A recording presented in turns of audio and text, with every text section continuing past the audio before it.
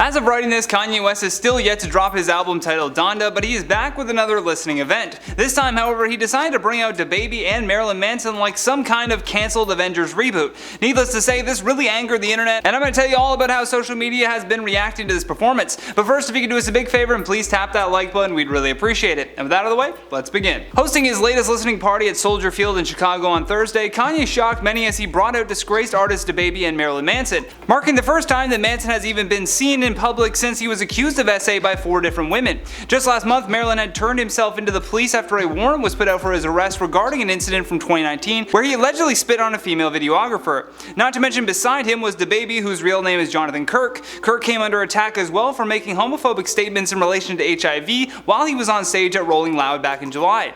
This single event led to him being dropped from pretty much every music festival this summer. For Kanye's show though, it included an exact replica of his childhood home in Chicago that was placed in the middle of the stadium. After being 2 hours late for his show, he emerged from the house to cheers as his mom's voice repeated Donda over and over again.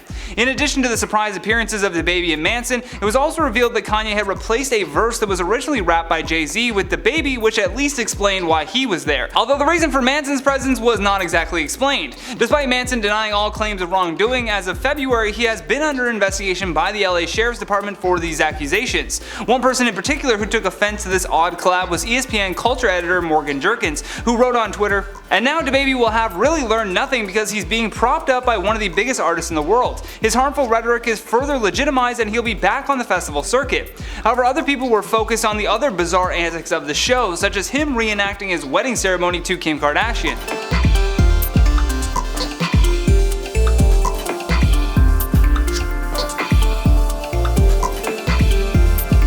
Then there was another portion of the listening event where Kanye just walked out fully engulfed in flames as he just strutted around the stage. Like literally this man was just on fire walking around. It was essentially like if Michael Bay directed a musical. That's exactly what it was. Donda was initially scheduled to be released on July 23rd but kept getting pushed back. Then his beef with Drake reignited, and so who knows when he will finally put this album out. My guess is that he's waiting for Drake to drop his album and then he'll do something slick where he drops the exact same day or maybe even the day before, just to really, steal that shine away from him. There was so much that happened at this event beyond just these shocking surprise appearances though. Apparently Kanye's merch table even was a point of discussion. I guess he had one shirt for sale that says 2024 on the back with a presidential seal on the front, which I'm assuming is suggesting that he is probably going to try and take another shot at the presidency after his failed run in 2020. Who's to say though, that could all just be rumors as well, but I feel like as long as we're talking about Kanye in some regard, he's happy with that. I'd love to hear your thoughts on all of this though, so don't forget to drop us a comment down below.